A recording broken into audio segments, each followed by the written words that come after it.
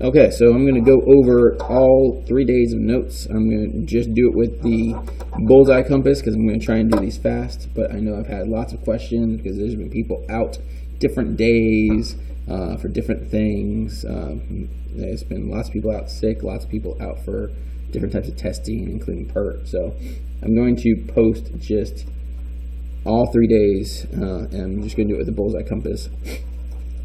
Now, on the first one, so this says copying a segment. Now, copying a segment, easiest construction there is. It's just essentially copying the length of one segment onto another. Now, this time I drew it, the instructions over here don't account for me already giving you the segment, so you have to take that into account. Sometimes you won't be given the segment to draw it on.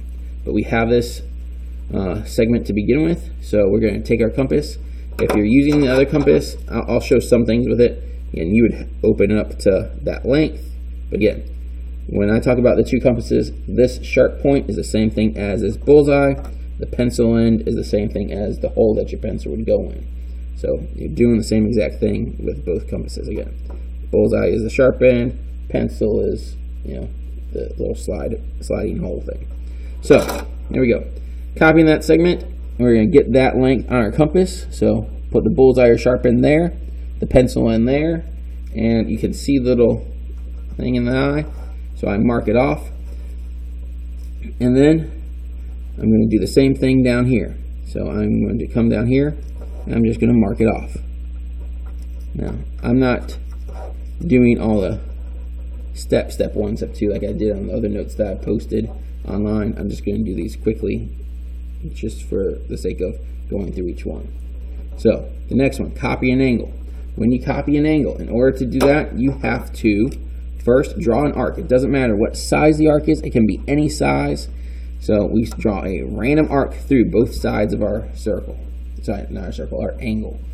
Once you have that random arc through both sides of the angle, you take that same measurement that you just did that arc with, you go over here to your ray. If you don't have a ray, you'd have to draw one. That's going to be the end point of the ray, which will be the vertex of our angle. So now we put the bullseye on that, or again the sharp end if we're using the other compass. Draw the same arc going around, and then we have to take the distance between these 2 points of intersection. So again, we are going from this point to this point, which will end up being over here, this point to some unknown point over here. So we're taking that distance, finding it on our compass by adjusting it, finding the dot that I just placed on there. There it is, the red dot. Come over here, place it on the first intersection, swinging an arc. That's our second intersection. So that should be now on this ray when we draw it from this endpoint through there. That'll be my new ray, and that will give me my duplicated angle, my copied angle. On the next one, bisecting a segment. Now, when you bisect a segment, the idea here goes back to the beginning of the year. Anytime we have a perpendicular bisector, every point on a perpendicular bisector is equal distant from the endpoints. So on here, we take a length. It doesn't matter what length, because this length is going to remain the same. The only thing we have to make sure of is that the length is more than half of that overall segment. So that's more than generous, I'd say. Now, you don't actually use the ruler, so you're just eyeballing it. You swing an arc above and below. So, above and below. And then from the other endpoint, you do the exact same thing with the exact same length. So, come over here to this one, put our compass on that point, swing the arc both above and below. So now, each of those points are the exact same distance away from here. So that one's equal distant, that one's equal distant. Those points must fall on the perpendicular bisector, so then we connect them. So we connect these 2 points. So that is a perpendicular bisector. Now, on bisecting an angle. Bisecting an angle is, I believe, one of the easiest constructions. We start off by drawing a random arc through both sides. Does not matter how big it is. It's just a random arc so that it goes through both sides. So there's our arc. It goes through both sides. Now, every single point on an angle bisector has to be equal distance to the sides of your angle. So just like we swung the arc above and below here, well, we don't need to swing it above and below because we already have one point that's going to be on the angle bisector, and that's the vertex. We only need one other point out here. So we need one point that's equal distance. So again, we need to swing an arc out in front. Now, it should be at least half the distance between these 2 points. So it has to be more than halfway. You could probably just use the same setting that you had it on before. Swing your arc out in front from each of the endpoints. So both of these arcs are coming from these 2 endpoints. That intersection is now equal distance to those 2 points, so that must fall on the angle bisector. So now I'm going to draw an angle bisector from the vertex through that intersection. Again, that would be an angle bisector, so these 2 are now congruent. The hardest one on this front page is the one at the very bottom, constructing a parallel line through a given point. Now, for the most part, this one is based off of the second one. We have to copy an angle. Now, the thing you have to remember for this one is that back when we did parallel lines, and I'll draw a little figure over here, back when we did parallel lines, and we had a transversal, there were certain angles that were congruent. All of these acute angles were congruent. All the obtuse angles were congruent. So the ones that are congruent, you have what we called corresponding angles, angles in the same position. You had alternate interior angles, opposite sides of the transversal inside the parallel lines, or alternate exterior angles, opposite sides of the transversal and on the outside of the parallel lines. Those were the ones that should be congruent. So we have to copy one of those sets. Now you could easily either do the alternate interior angles on this one, or you could choose to do corresponding. They both require the same amount of work. The first thing we're going to do is draw a random line from X through this line. So pick any point down here, doesn't matter. We're going to draw a random line through both those points to act as a transversal. Now, notice how big I'm making this. The reason why I'm making this big is because the line I'm going to choose to do, or the angle I'm going to choose to copy, I should say, is the corresponding angle. So the angle's in the same position. So I'm going to copy this angle up to there. So we already did copy an angle. When we started off copying an angle, we swung an arc. We swung an arc through both sides of our angle. So that's what we're going to do here. Swing an arc through both sides. And there it is. Same arc up here. So come to that point and swing the same arc up top. Now, I am going into my instructions a little bit. But that's okay. Now, the second part to copying the angle was we had to measure the distance. Again, when I say measure, I'm not actually measuring. I'm taking the distance by putting either the sharp end or the bullseye on one end and the hole or the pencil end on the other. So put the bullseye there, which would be the same as the sharp end. Put the pencil end here so I can see my arc, or my where my arc intersects. I'm going to mark it off, and then I'm going to slide right up here to the top. Same thing with this intersection. So I go to that intersection and I mark off that same arc on here. So now I have a point to draw my line through, and I draw my line from X through, and those two lines should look parallel. So that's a line, and it's parallel to that bottom one. Now, could have also done the same thing by copying that angle down here instead. It would also work. Or I could have done exterior angles, but there's not enough room to do an exterior angle here, really. One other thing I'll say about these constructions is as you do them, you'll get more precise constructions the bigger the arcs you swing. So if it calls for a random arc of any size, usually bigger is better for these arcs, because the bigger it is, the more accurate it'll be. Now, it really doesn't matter the size on a lot of these things. You could say, you could do it small. A lot of these call for a distance that's more than half, but again, it does not matter. Again, for some of the harder constructions, then I would do bigger arcs if possible. Now, on the top one here, constructing a perpendicular line through a point on a line. So we're going to go to that point, put the sharp end or the bullseye on that point.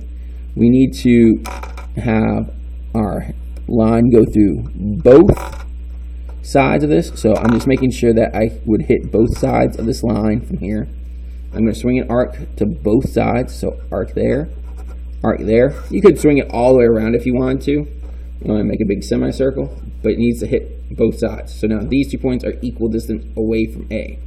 So now it's like I'm using these two almost like my endpoints and finding a perpendicular bisector. But instead of doing the perpendicular bisector and doing an arc above and below from here, I only have to do one because I already know that this is going to be a point on that perpendicular bisector. So we're going to go from each one of these intersections. I can't do this end because this is not more than halfway. I got to go just a little bit more. Swing an arc up. Go to my other endpoint. Swing an arc up. Now, I think I was a little bit off with that one, but it's fairly close. That's it. Again, you draw that last line through those two arcs that you had from these 2 points, and that is your perpendicular line to a point. If you wanted to, we could have even extended that. Don't have to. All it called was for a perpendicular line. But again, you could have also extended down here. That'd be fine too. It doesn't matter. Now, on the next one, constructing a perpendicular line through a point not on a line. So this one's actually easier than the last one. Same basic steps. So from the point, we drew an arc so that it hit the line twice. We're going to do the same thing down here. And from those points, we're going to swing arcs out in front, which again, we essentially did up there. The steps on this one, however, seem a little bit more like our angle bisector. It's the exact same steps, really. We go to this point, which is the angle bisector within the vertex. We swing an arc so that it hits this line twice. Again, you can either do one solid arc like that or just two little pieces. From each of those, you swing an arc out in front. Now, again, it has to be more than halfway this distance here. So as long as it's at least greater than halfway, then it'll work. So mark that. Mark that. And we have our perpendicular line. Now, just to show why it has to be more than halfway on this one. Again, this goes for a lot of our drawings.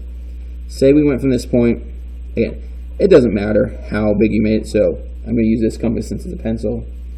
Again, that's the distance that I had it at. I could have gone really big and done it like way down here. And that'd be fine. But now I'm into the other diagram. But if you look at that, that point is still in line with that line up there. If I went even smaller, as long as it's more than halfway, now this one, this is close. Oops, move that.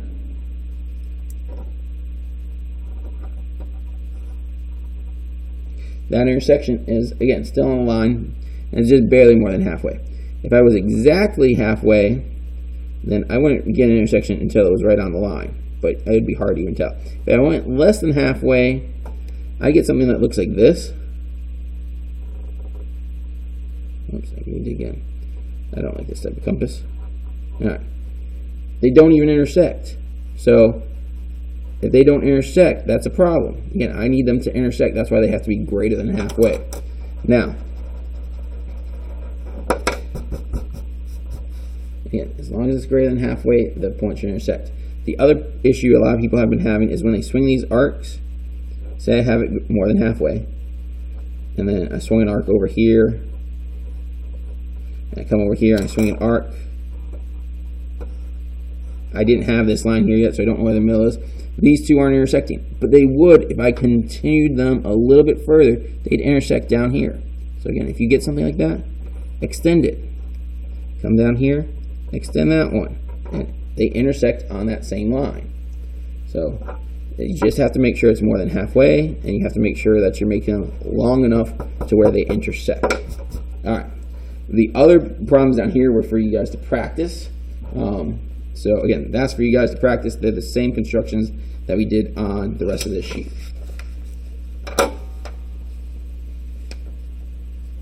On day 2. So day 2's paper, we have, the first one is an altitude. This is the exact same thing that we just got done doing right here. This was a point off of the line. We had to construct a perpendicular line from a point not on the line. That's what we're doing here. We have this point up here. We're going to construct an altitude from that point. It's not on this line. And when we do an altitude, the altitude goes from a vertex perpendicular to the opposite side. So it's the same construction. So we swing an arc from up there so that it goes through this line twice. Now, if you miss the line, that's okay. All you have to do is make this line longer. So again, that was just a random measurement that I did. If it didn't intersect it, you can extend that line and it's fine. It just has to be perpendicular to this bottom line. So now that we have 2 points of intersection, we're going to go to each of those and swing an arc down here. So from this intersection, swing an arc below. And then from this intersection out here, same thing. So again, for those 2 orange ones, I went from those 2 points. Now that we have those markings, we can line it up. And I only want an altitude, so I'm going to stop at the triangle there. That's an altitude. Now, making the median. So for the median, this one is, again, a median goes from the vertex to the opposite midpoint. So we need to find a midpoint. In order to do midpoint, that's angle bisector. Again, we just did angle bisector. Sorry, not angle bisector. Perpendicular bisector. That was this one. Because if you look, this says that we're constructing a perpendicular bisector or bisecting a segment. So again, it bisects a segment because here, this point, that's the midpoint. That's what we need on this figure. We just need to create the midpoint for one of our lines. So if we go from our vertex up here, then we are going to construct the midpoint of that line. So we're going to put our compass. Again, it has to be more than halfway. Swing an arc above and below. Go over to the other one, the other end point. Swing that same arc above and below so that we have 2 intersections. And then line them up. Instead of drawing the perpendicular bisector, we don't have to draw that whole line. We just need to know where the midpoint is. So just mark where the midpoint should be. And then finally, connect midpoint to opposite vertex. So line it up with your straight edge and connect it. That's it. Now, inscribed triangle.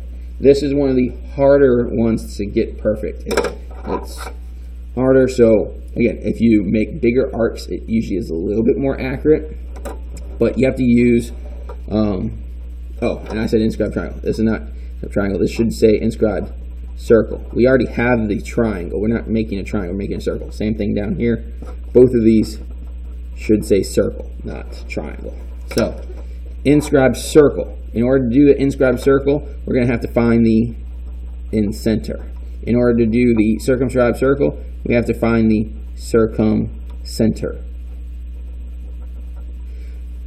So that means for the in-center, we're doing the angle bisectors. Again, that's where all the angle bisectors meet. The circumcenter is where all the perpendicular bisectors meet. Right. So now, on that diagram, for the in-center, we need to bisect an angle. Again, I'm going to make my arcs bigger on this one. Again, I want to make sure it goes through both sides. So I went through both sides. So I went from this point, right? I went through both sides. So now from each of these points, I'm going to extend this out in front. Again, angle bisector. Now, it might be off my paper, so I'm going to make it a little bit smaller. But from both of those points of intersection, I swing an arc. So now, I'm lining it up.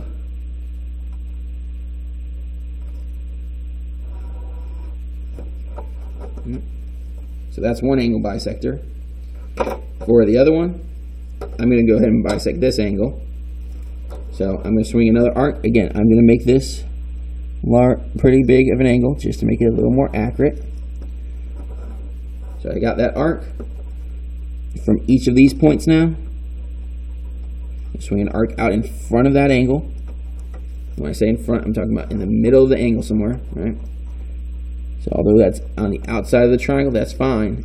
It doesn't matter if these arcs are on the outside of the triangle or on the inside of the triangle. I'm making it bigger just to make it a little bit more accurate. So, line up.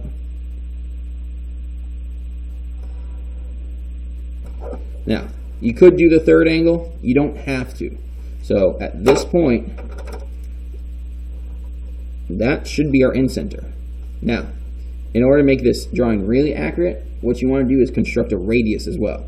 And in order to put a radius in here, it'd be the same as this construction up top. Because you see how we did the altitude in here? Well, here's a triangle down here on the bottom. If we did the altitude here, that'd be a perpendicular line coming from that point down to the triangle. And that should be our radius, because this point should be equal distance to all three sides. So, we have... First, from that point, I'm going to make it so that we have an arc that goes through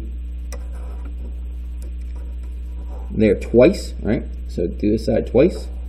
And then from each of those, make it a little bit longer. And then same thing here from each of those. So extend this down underneath, and then lining it up. So that's perpendicular, and now that should act as my radius. So I'll take my compass. I'm going to put the bullseye right on top of there. Again, if you're using the other compass, that's going to be your sharp point. We're going to line this up with the end of the radius, and then we're going to put our pencil or a pen in there.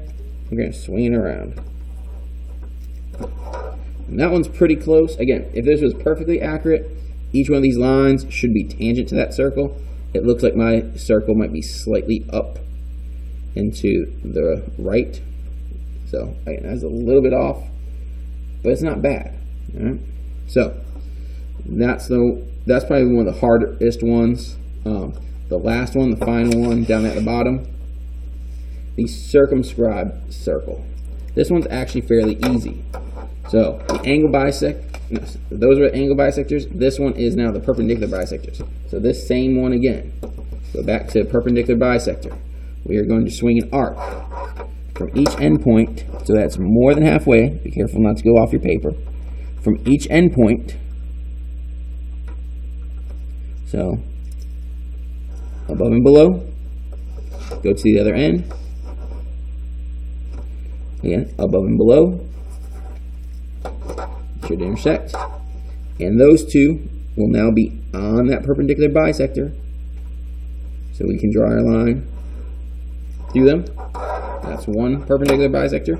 We need a second perpendicular bisector, so pick another line. So we're going to do this one. If you want to, you could turn your paper so that's horizontal and do it that way.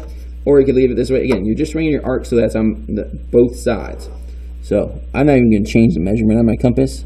I'm just going to swing another arc above and below that line, and then from over here,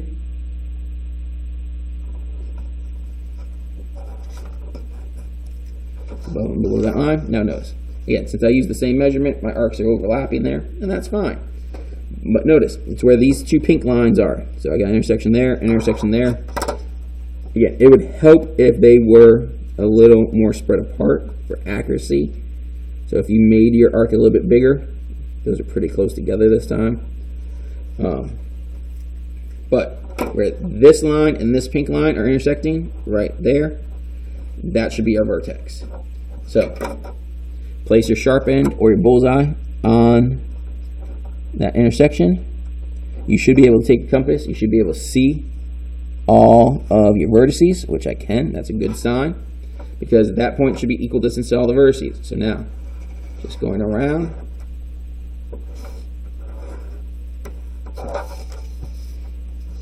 And that's it. Again, I adjusted the compass so that I had the length from the circumcenter to one of the vertices, and just swung it around. So that's a circumscribed circle. So that's day 2. Day 3 worksheet. On the back, this one, equilateral triangle. Again, you could either make it right on that piece, or if we don't have a piece to start with, and there's a couple different ways that you can do this.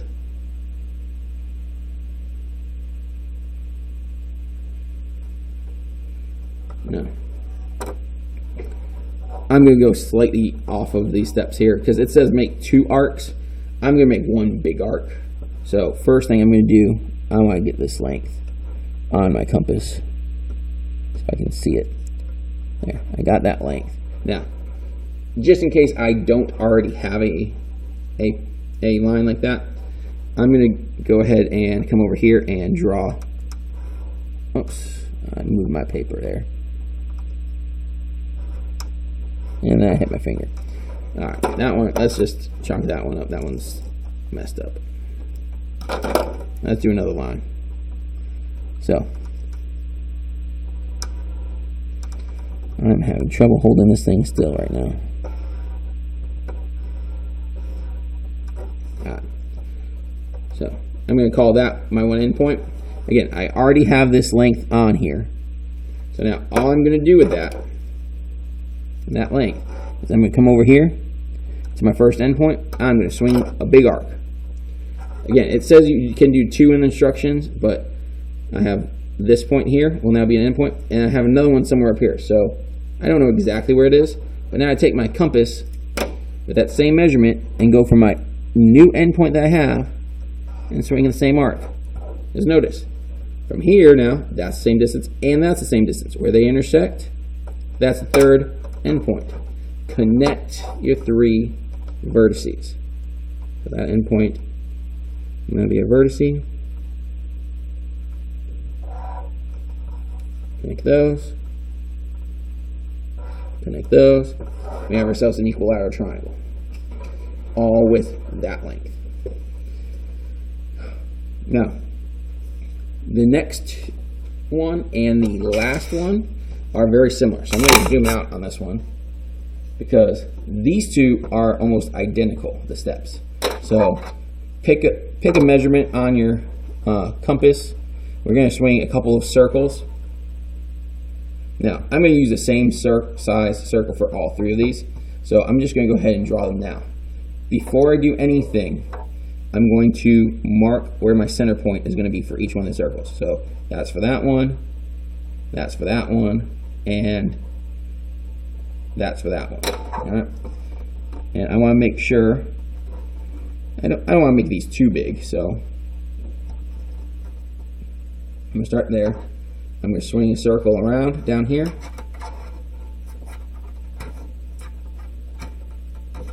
Okay. Come up to the next one. Swing my next circle. Hopefully those don't overlap. Nope, they don't. I'll walk that fine. Swing my circle. Come up to the next one. Swing another circle. So the first step on all 3 of those is to swing a circle. So I got my 3 circles. All right. Now, I'm going to use the radius for this one and this one. So the one for an equilateral triangle, we're going to go with the same radius. So I haven't not changed the setting. It's still the same radius. Go somewhere on the circle. Random point. So pick a random point. Same thing down there on the bottom. We're going to pick a random point. The steps are almost exactly the same here. From that random point, I'm going to swing an arc. So go there. Swing an arc. Once you have one arc, then you're going to go to that point, and swing another arc. Then you're going to go to that point that's intersecting and swing another arc. Then you're going to go to that point and you swing another arc. We're just going around the circle, swinging arcs from each of the new intersecting points. And if you're really accurate, your final one, oh, I think I messed up on one. See, that looks good. That looks good. That looks good.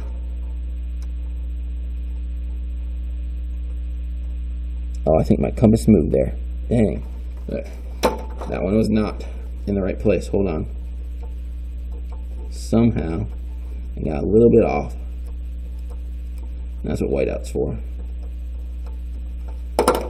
So, right there's my center. There we go. That's better. And there's my center. Yeah, see, that got a lot off. Okay. Go with that one. Oops, I'm not on it. It's not perfect, but hey, that's a lot better than the first one. So, again, I just kept going around the circle. Same thing for that bottom one. So I picked a random point on that bottom one.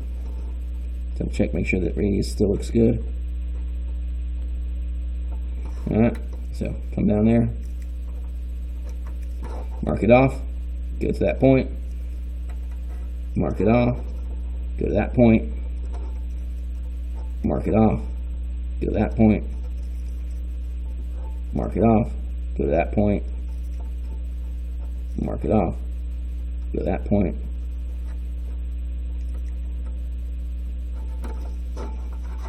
Yeah, that was a little bit off of that. But the idea is you should have 6 points. So what we're going to do now, we are going to connect on the triangle one every other point. So pick 2 points.